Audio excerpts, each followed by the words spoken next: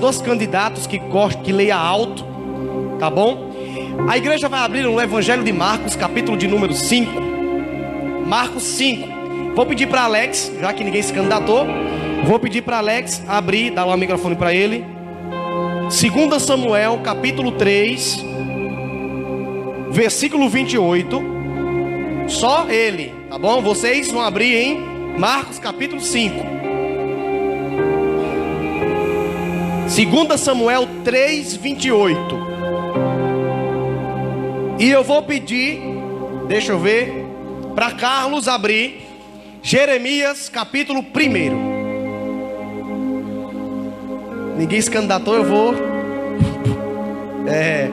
lançando, né?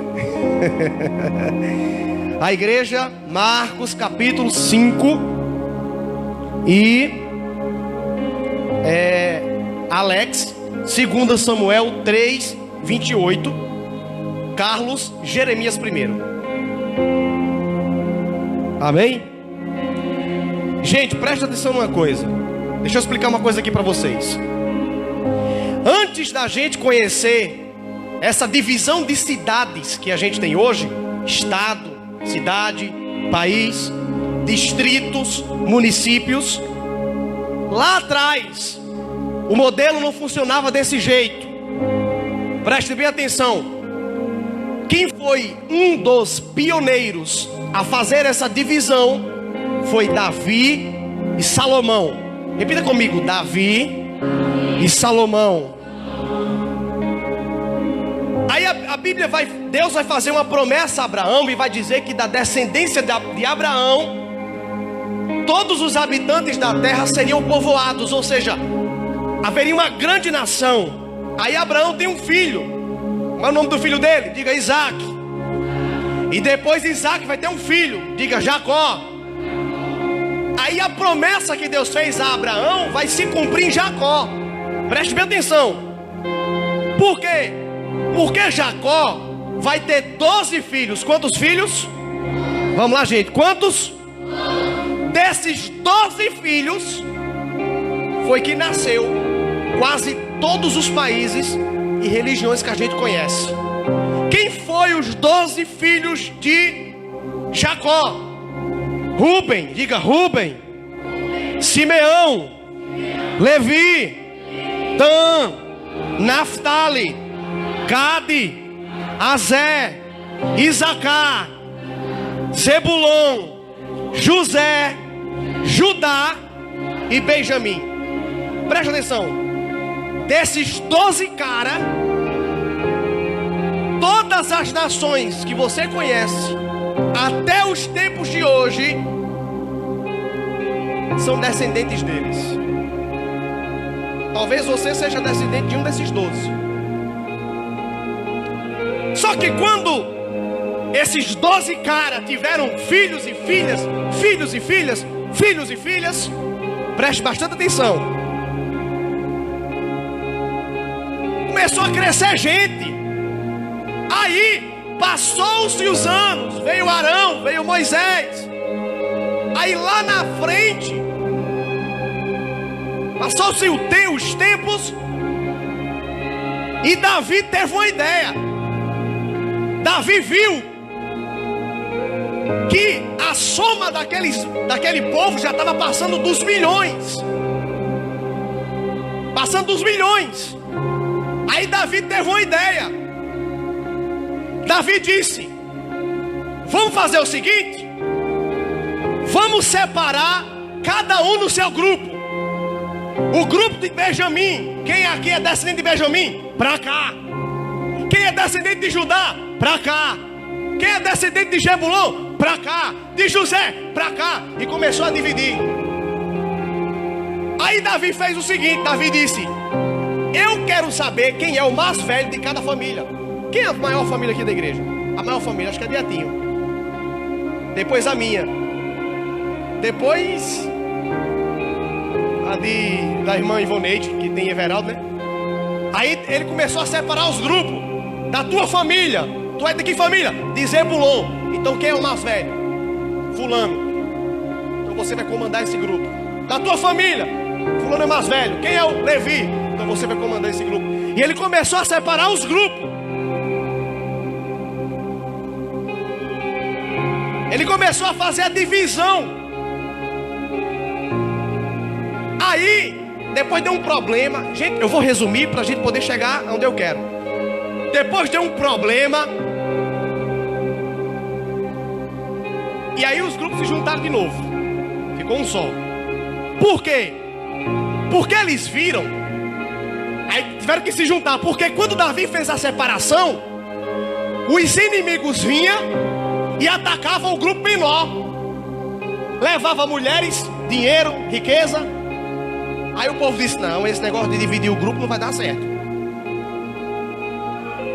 Aí Davi morre. Isso tudo um período de tempo grande. Davi morre, os caras se juntam de novo. Vem Salomão, assume o reinado. Aí Salomão disse, ei, eu preciso estabelecer aquilo que Deus colocou no coração do meu pai Davi. Para quem não sabe, Salomão, rei Salomão, é filho de Davi. Hoje é estudo bíblico, mas Deus vai falar do teu coração até no estudo bíblico. Para. Aí Davi morre, Salomão assume o reinado. Salomão disse, eu vou ter que fazer a divisão. Aí alguém aparece e vai dizer, olha, não divide por grupo não, que deu errado. Salomão disse, já sei, não vou dividir por grupo, vou dividir por reino. Salomão disse, ei, tá vendo essa terra? Era enorme, maior do que o estado da Paraíba. Daqui pra cá eu vou chamar de Reino Norte. Salomão muito inteligente. Daqui pra cá eu vou chamar de Reino Sul. Olha, no Reino Norte tem isso. No Reino Sul tem isso. E vocês, cada grupinho, vai escolher quem quer ir para o Reino Norte e quem quer ir para o Reino Sul. Resultado: 10 tribos foram para o Reino do Norte, que até a capital se chama Samaria. Samaria. Vocês lembram que Samaria tem uma rincha com Jerusalém? Cadê essa história? É antigo, ó, a briga. 10 tribos foram para o Reino Norte. Quantas? Qual é o total? Eu digo, o total é 12. Somente 2 foi para o Reino do Sul, que a capital é Jerusalém. Vou repetir. Salomão disse, escolham qual dos reinos vocês querem ocupar. 10 disse, eu quero o norte. 2 disse, eu quero o sul.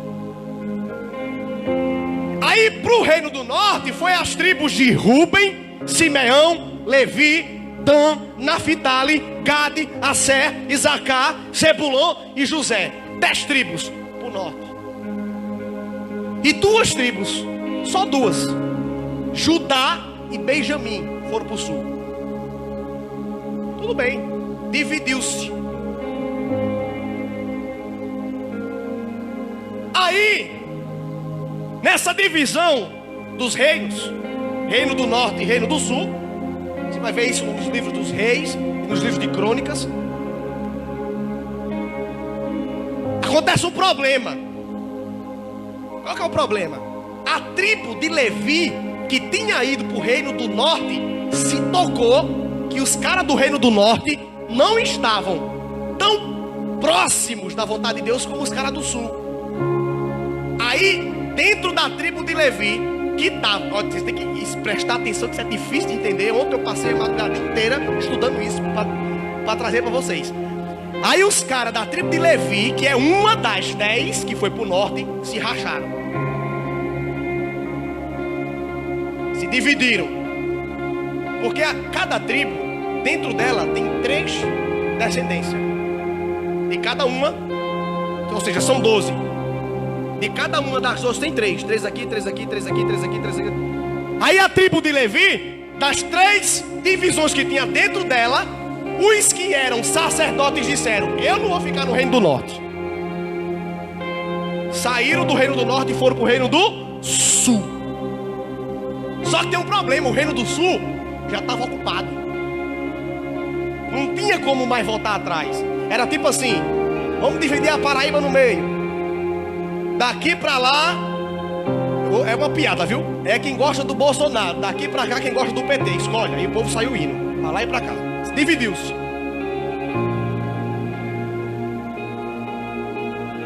foi uma divisão política. Só que os levíticos disseram assim: epa, os levíticos que eram dos sacerdotes disseram: negócio aqui no norte não tá bom, e correram para o sul. Como no sul não tinha mais espaço para eles ocuparem o lugar deles, o que foi que eles fizeram? Foram ocupar as terras dos Benjamim. Os Benjamim disseram: vocês querem vir para cá? Quero. Não precisa para ajudar não, vem para minhas terras. Então os sacerdotes saíram do norte e vieram para o sul. Para onde? Diga, para a terra das tribos de Benjamim. Aí ficou dividido, né? Levi ficou dividido entre reino norte e reino sul. Nessa história todinha teve muita briga, porque o reino do norte tinha muita gente maliciosa. E como tinha que ter jogo de cintura, tinha coisa que o norte tinha que o sul não tinha e vice-versa, acabavam-se que eles mesmos entravam em disputa contra eles mesmos, o norte contra o sul.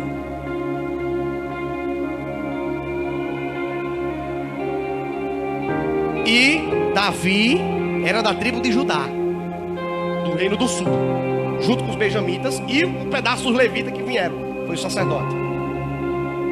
Leia aí para mim 2 Samuel, só Alex, 2 Samuel 3, 29.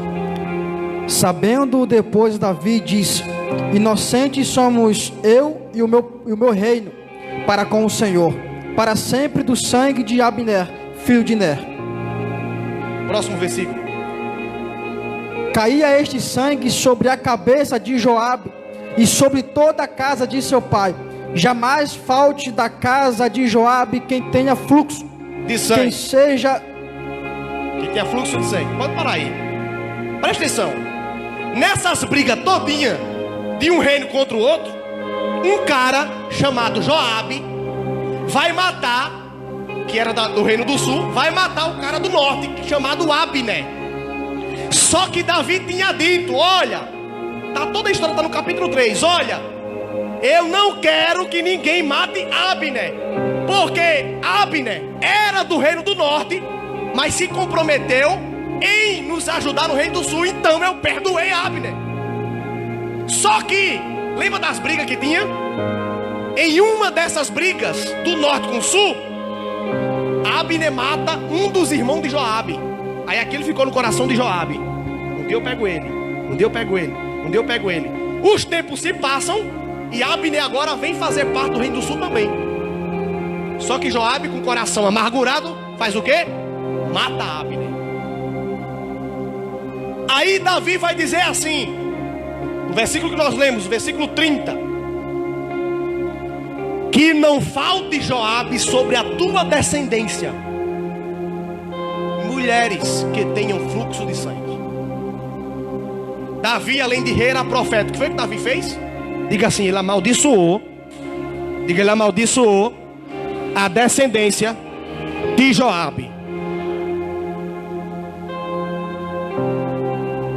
Amaldiçoou a descendência de Joabe. Ele disse: olha, Joabe, todas as tuas gerações não vai faltar quem tenha fluxo de sangue.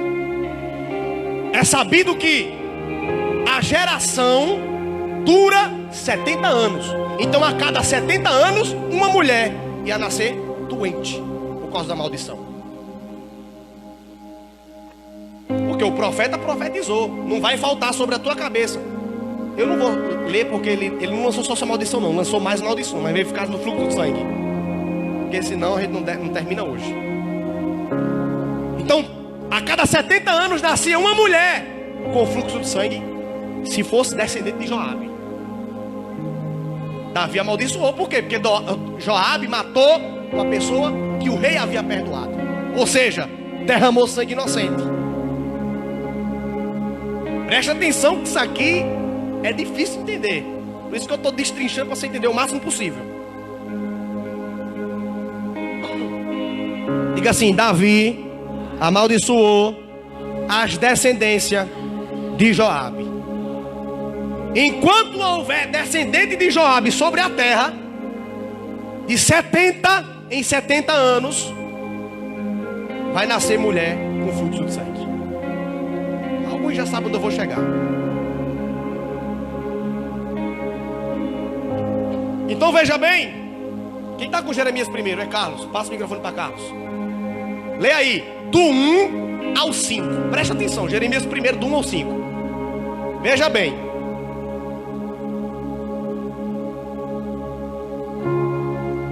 Palavra de Jeremias, filho de Ilquias, um dos sacerdotes, que estava em Benjamim, Anotate, na terra de Benjamim. Para aí. Jeremias era filho de quem?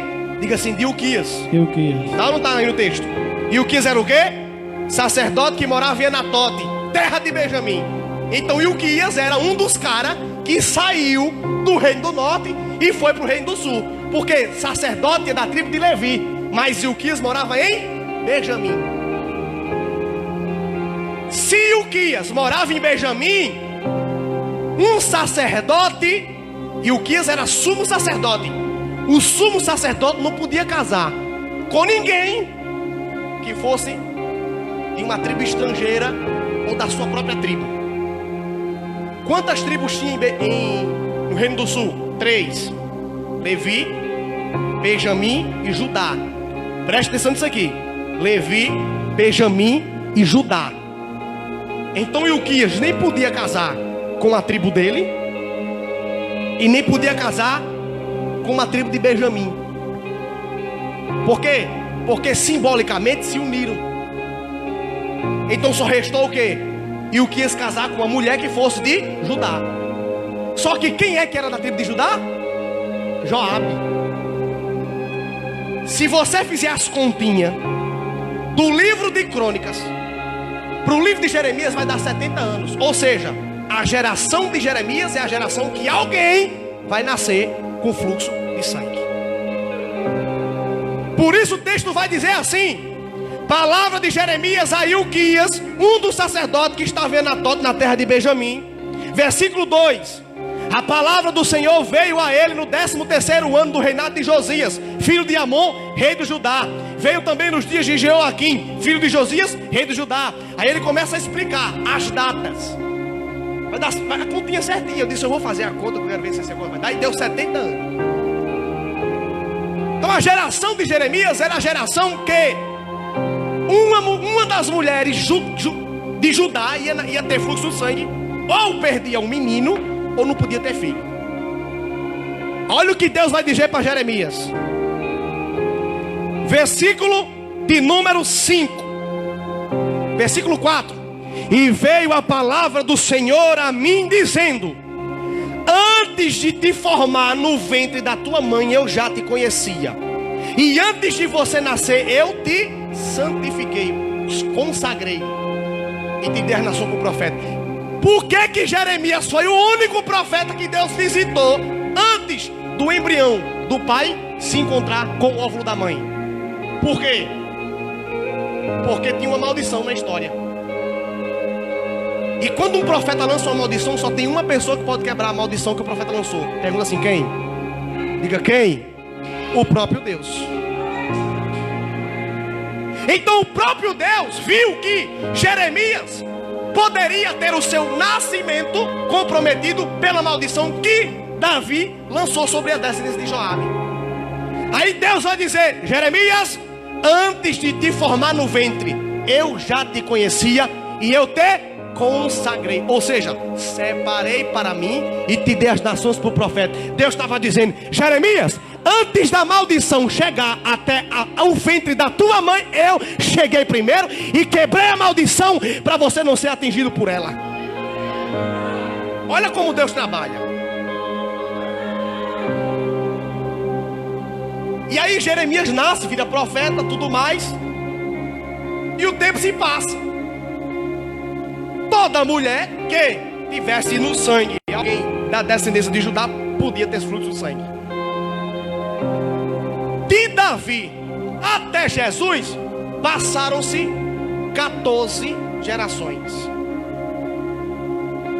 14 gerações. Existe uma lenda entre os judeus de que uma maldição lançada por um profeta vai até a geração de número 40. Então, pela lenda, na época de Jesus, tinha ou não tinha uma pessoa que ia nascer com fluxo de sangue? Tinha, porque era 14, não era até 40. Aí a gente vai para Marcos capítulo 5, quando eu pedi para a igreja abrir. Aí quem é que aparece em Marcos capítulo 5? A mulher do fluxo de sangue. A mulher do fluxo de sangue. 5, versículo 25.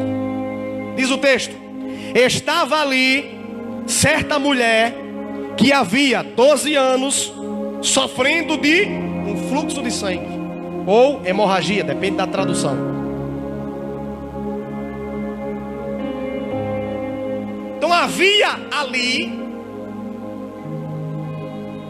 quando diz havia ali, é porque o lugar onde Jesus estava era lugar que o povo era descendente de Judá. Se você olhar a geografia de onde Jesus estava aqui, eram pessoas descendentes de Judá. Então, coitada daquela mulher, né? Provavelmente ela pode ter sido vítima da maldição que Davi lançou lá atrás, há 14 gerações atrás, 70 vezes 14. Havia ali, capítulo 5, versículo 25, uma mulher que havia 12 anos sofrendo de um fluxo de sangue. 26. Ela havia padecido nas mãos de muitos médicos e gastou todos os bens que tinha, sem contudo melhorar. Pelo contrário, piorava cada vez mais. Por que que essa mulher piorava? Na época de Jesus, já se havia tratamento para fluxo de sangue. Na época de Moisés já tinha. A mulher que tiver um fluxo de sangue mais do que o seu período normal, seja ela guardada num lugar separado, não pode ver o marido, não pode fazer isso, não pode fazer aquilo. Já havia tratamento. Só que essa mulher aqui não tinha um fluxo de sangue comum, porque a Bíblia diz que ela gastou todos os bens que ela tinha nas mãos dos médicos. Só que ao invés dela melhorar, o que acontecia? Piorava. Por que ela piorava? Porque ela estava agindo não da forma que ela deveria, mas da forma errada. Se ela gastou já com os médicos não resolveram, eu vou dar uma dica para você. Quando você tiver com enfermidade, você começar a gastar com os médicos e a tua enfermidade piorar, para já com essa história, porque é espiritual. Ou é maldição, mas é espiritual. Porque médico não faz tratamento para ninguém piorar, faz tratamento para melhorar, mas ela piorava.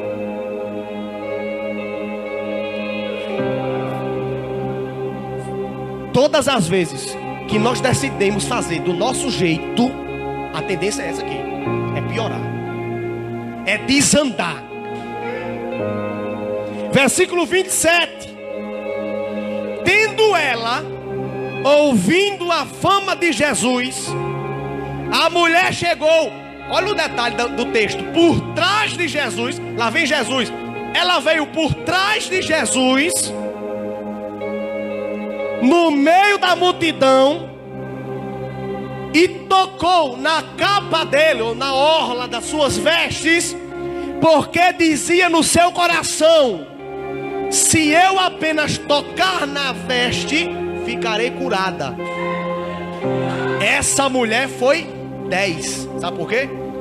Como ela era uma mulher que tinha fluxo de sangue, pela lei de Moisés, ela tinha que viver afastada do povo.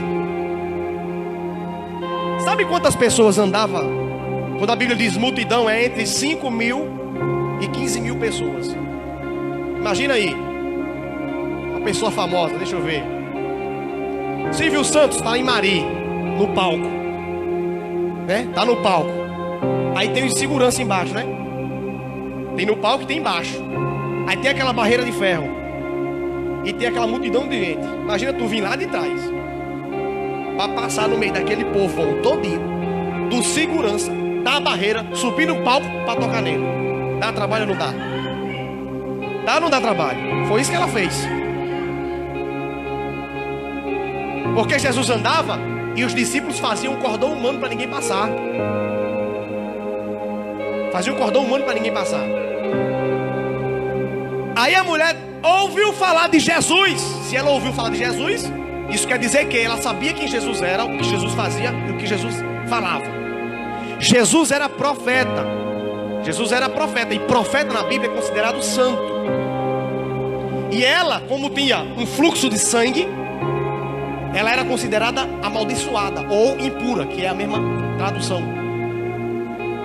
Como ela era impura, se ela ousasse em tocar com a mãozinha dela em alguém que é profeta, que é santo, na hora, quem tivesse por perto tinha que matar ela, apedrejada.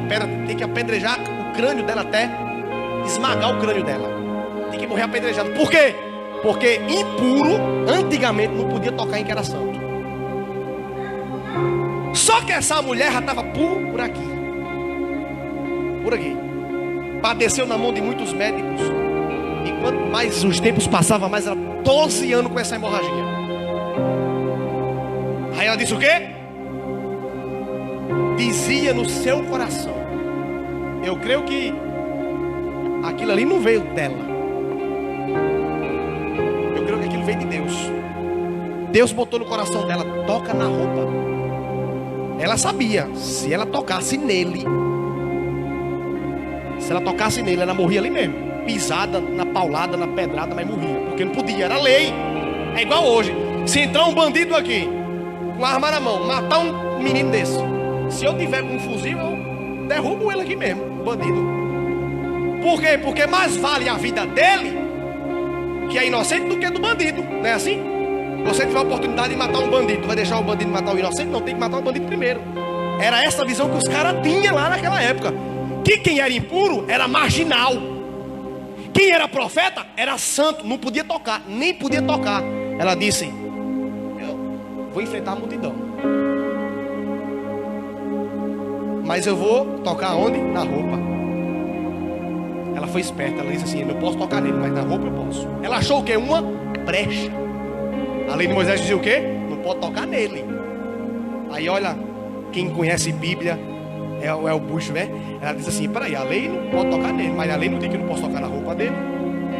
Então lá vai ela, se arrastando, enfrentando todo mundo para tocar na... Ela disse: se eu tão somente tocar na orla. E a orla da veste não é como a orla que a gente conhece hoje não, né? A gente conhece, a orla que a gente conhece é o quê? É a borda do vestido. Antigamente a orla do... Jesus era fariseu, para quem não sabe. A orla de uma roupa farisaica, ela tinha o vestido e tudo mais, e tinha um cordão. O cordão que ele usava, e esse cordão vinha por dentro da roupa e soltava lá fora a pontinha. Isso era chamado do quê? De orla. Então a mulher disse assim: é naquela pontinha ali que eu vou tocar. Porque ele ia andando e o negócio ia pendurado atrás, hein? Ela falou assim: eu vou tocar ali, para não correr o risco de eu tocar por aqui e pegar nele e eu morrer. Eu vou tocar lá no rabinho ali. Ali mesmo, se eu tocar eu vou ser curada. Olha a atitude dessa mulher. Ela podia ter olhado para a multidão e ter dito assim: 5.000 pessoas? Eu vou nada, vou morrer por aqui mesmo. Vocês lembram daquela mulher que o pastor pregou quinta, a viúva de Sarepta? O profeta chegou para ela e disse assim: mulher, tem o que aí? Ela disse assim: só tem um pouquinho de farinha e a panela está melada de azeite. Eu vou fazer um bolo para eu e meu filho comer, e depois a gente vai morrer porque não tem mais comida. O profeta disse: faz para mim. Ela disse: não, vou fazer para mim e meu filho, para a gente morrer pelo menos de barriga cheia. O profeta vai dizer a ela: faça para mim, depois comerá tu e teu filho.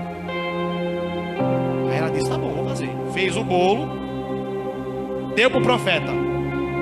A Bíblia diz, porque o bolo, que a gente pensa em bolo, tem gente que pensa em bolo bonitinho, né? Gente, o bolo daquela época não é assim não, gente. O bolo daquela época ficava dentro da panela.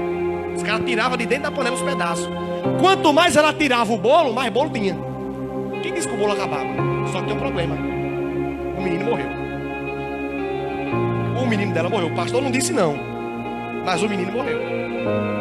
Ela disse o quê? Vai comer eu e o meu filho e nós morreremos. Por que isso? Ela recebeu o milagre, mas o menino morreu. É o poder do nosso posicionamento. Se você aprender a se posicionar do jeito certo, da forma certa, na hora certa, você consegue coisas inimagináveis. Mas se você não se posicionar da forma certa, você atrai maldição para você. O menino morreu. Por isso é que Jesus vai dizer assim: sede como criança, porque se vocês não forem como criança, de forma alguma poderão herdar o reino do céu. Por que Jesus usou a criança? Me perguntando assim, por que uma criança? É para ficar correndo, uma bestalhada? Não. É porque a criança, quando ela olha para uma coisa, criança normal, quando ela olha para uma coisa, ela sempre tira o positivo da coisa. Cadê? Não sei se ele vai lembrar. Esse menino aqui, a gente estava no campo sábado, ele estava lá, e eu conversando, gosto muito de conversar, não estava jogando, meu time tinha perdido. Eu perguntei assim para ele: rapaz, eu não sei se aqui era um carro, se era um pedaço de um carro, não sei o que era. Só sei que eu falei assim: tá todo quebrado, né? O carro tá todo quebrado, né? Aí ele falou assim: não, eles fizeram aquilo para construir outro novo. Aí acendeu uma velinha. Por quê? Porque quando você passa por um lugar que a casa caiu, o que tu vai dizer? Caiu uma casa. Se tu pegar uma criança e for lá, vai dizer o quê? Derrubaram, vou fazer outra nova. O que é isso? A criança tem uma visão positiva até daquilo que é negativo. Jesus disse: se vocês não forem assim, vocês não vão conseguir herdar o reino do céu. Por quê? Porque a caminhada da vida vem mais coisa negativa do que positiva. Mas se o teu olhar for um olhar de criança, todas as coisas negativas que vier vai ser bênção para a tua vida. Por quê? Porque você vai tirar o que é positivo dela e vai trazer para você. Aí aquela mulher estava lá se arrastando.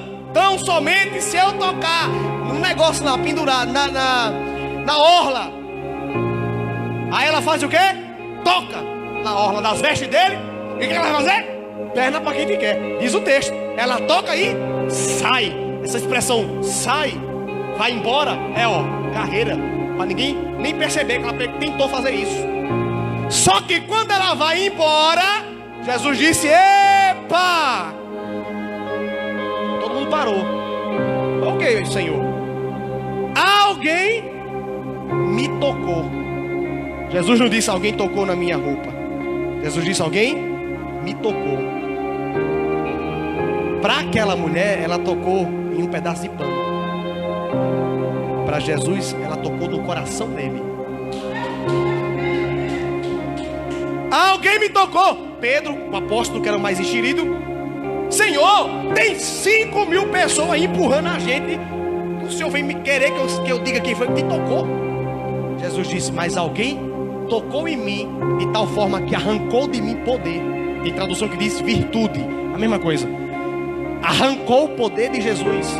Eu já vi na Bíblia muita coisa. Jesus mandando poder, Jesus tocando, mas alguém tirando dele, eu nunca vi não. Ei, Jesus, vem cá, me dá aí que é meu. Vamos embora. Com poder na mão. A mulher arrancou o poder de Jesus. Ela foi lá, pegou na marra. Ele nem percebeu, porque era 100% Deus, mas também era 100% homem. Pegou o poder e agora eu vou me embora. Diz o texto que a mulher, versículo de número 29, e logo a hemorragia, o fluxo parou, e ela sentiu no corpo está curada. Olha o que o texto vai dizer. Ela sentiu aonde? No corpo. Todas as vezes que Deus te curar de uma doença, tu vai sentir. Ou vai queimar. Ai meu Deus, eu vou morrer no coração. Às vezes não, às vezes é Jesus fazendo uma cirurgia espiritual. Tem gente que vem na igreja e dá uma tontura na hora da oração e a cabeça começa a rodar. Às vezes é Deus te livrando de um AVC. Por quê? Porque quando Deus vai curar alguém, você sente no corpo. Não é no espírito não, viu? Aí eu senti no meu espírito. Mentira do diabo, é no corpo. Você sente no corpo. Quando o poder de Deus toca alguém, é no corpo que a gente sente. É um negócio, não sei explicar, mas eu senti que eu fui curado. Aquela mulher sentiu, no corpo está curada. Versículo de número 30. Jesus, reconhecendo imediatamente que dele havia saído o poder, virando-se no meio da multidão, perguntou: quem me tocou?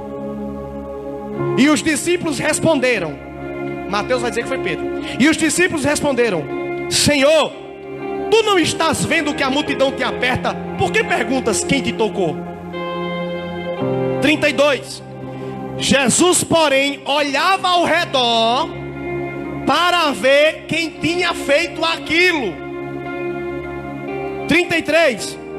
Então a mulher, amedrontada e tremendo de medo, ciente do que ela havia feito, porque quem tirou o poder não foi Jesus, foi ela, havendo ciência do que ela tinha feito, veio até Jesus, prostrou-se diante dele e disse a ele toda a verdade.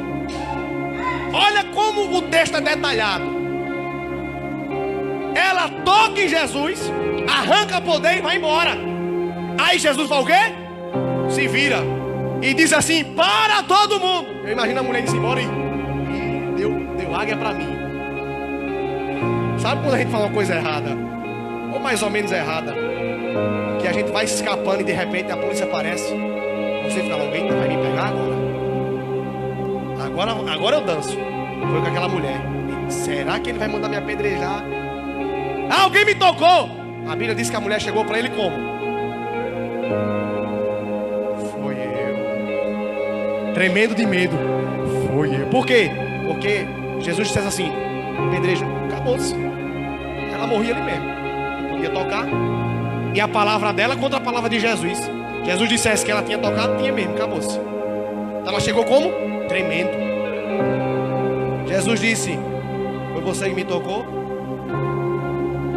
Aí o texto vai dizer o quê? E ela declarou toda a verdade. Sabe o que é isso?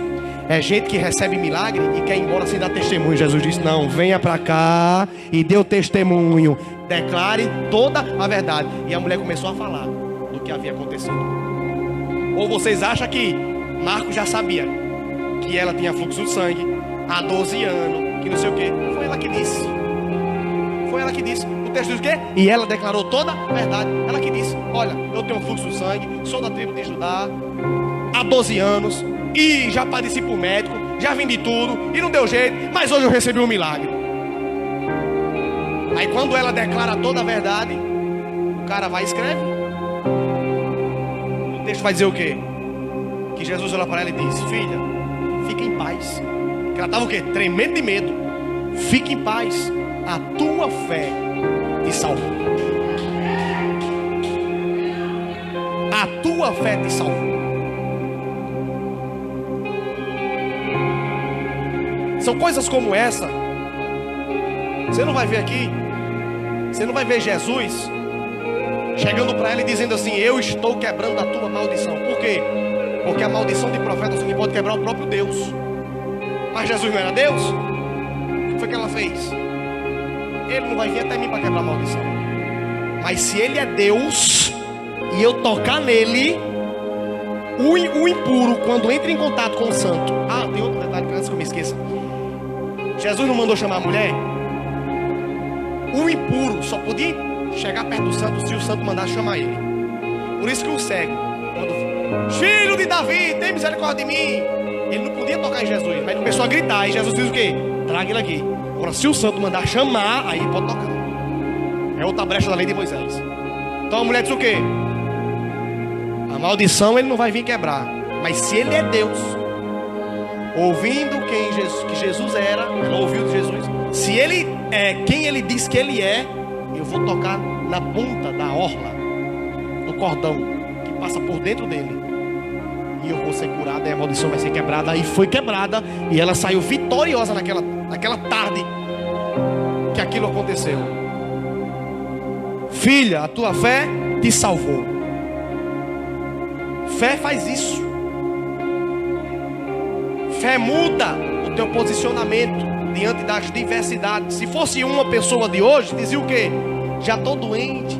Tem gente assim: vamos orar para Deus curar a diabetes? Eu tenho diabetes já faz 10 anos. Tem gente que é assim: eu tenho isso já faz 5 anos.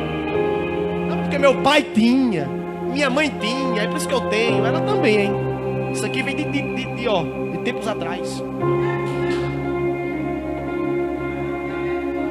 Então Deus, ele faz coisas como essa.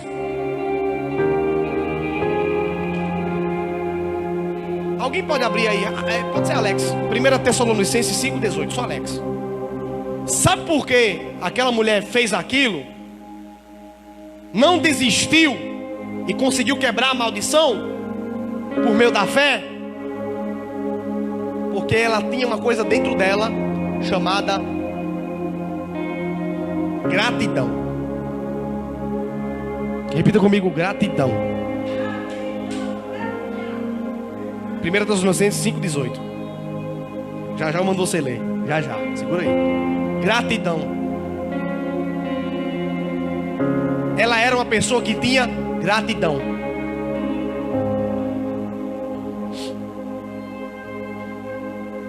Isso movia ela. Porque a gratidão é o quê? Mudança de olhar. Se você for no original da palavra gratidão, você vai ver que gratidão é mudança de olhar. Tem gente que diz assim: eu já sou grato. Quando alguém faz uma coisa por mim, eu agradeço. Isso não é gratidão. Isso é educação. Mas eu sou grato. Quando Deus faz uma coisa por mim, eu vou na igreja e agradeço. Isso não é gratidão. Isso é oração. Gratidão é mudança de olhar. A Bíblia diz: se os teus olhos forem bons, o teu corpo terá luz. Jesus estava dizendo o quê? Dependendo de como você olha as coisas, a tua vida será preenchida daquilo. Deus já vem avisando isso há muito tempo. Gratidão, mudança de olhar. É sempre enxergar naquilo que vem como problema, que pode ter dentro do problema algo para te ensinar. É enxergar na dificuldade, que dentro daquela dificuldade tem alguma bênção de Deus para você. É enxergar no meio daquelas coisas que vem para te entristecer, que algo que está ali vai fazer com que você seja tocado por Deus. Gratidão é olhar na dificuldade algo que vem como bênção para você. Mudança de olhar.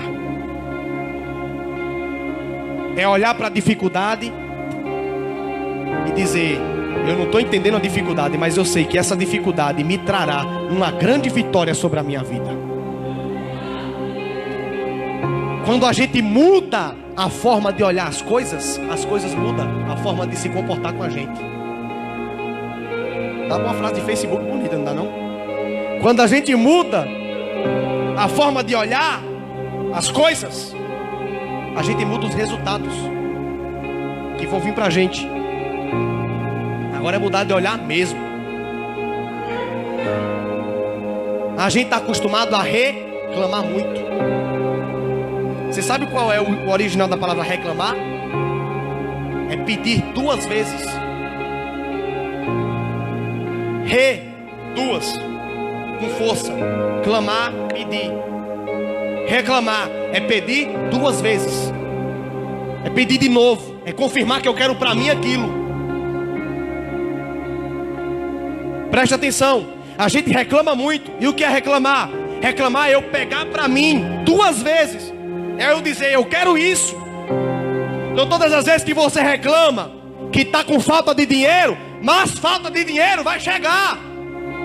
Todas as vezes que você reclama: eu estou com preguiça, porque isso, porque aquilo, mais coisas daquilo que você está reclamando vai vir. Porque reclamar é o quê? Pedir para mim mais daquilo.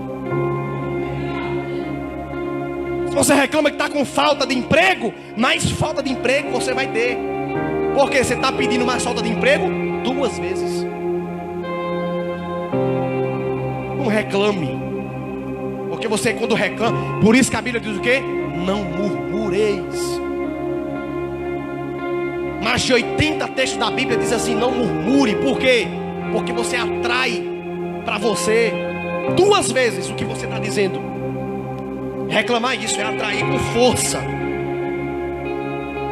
As palavras em conjunto com a nossa fé vai fazer aquilo que você reclama, venha.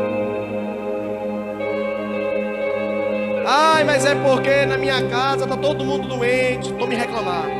Você está fazendo o quê? Está pedindo mais doença. 1 Tessalonicenses 5,18 diz o quê? Em tudo dai graças, porque esta é a vontade de Deus em Cristo Jesus para convosco. Em tudo agradeça, porque essa é a vontade do nosso Deus. Então agradece pelo que você tem. É ruim, tá difícil, começa a tirar coisa positiva dali. Por quê? Porque esta é a vontade de Deus. Tu acha que Deus vai mandar a gente agradecer por tudo? Por quê? Porque tem alguma coisa que vai servir pra gente. Imagina se aquela mulher só vivesse reclamando. Não tinha conseguido. Por isso que em mais de 300 textos da Bíblia você vai ver: dai graças. Quando você começar a agradecer, as coisas vão melhorar. Você escuta o que eu estou dizendo? Tá ruim o negócio? Começa a olhar as coisas positivas daquele negócio que está ruim. Começa a agradecer a Deus pelas coisas positivas, que você vai ver que as coisas vão melhorar. Mudança de vida, mudança de olhar, mudança de atitude. Começa por Jesus, depois começa mudando o olhar e você vai ver que as coisas vão para frente. Você entendeu a palavra dessa noite? Eu quero saber se nessa noite tem alguém que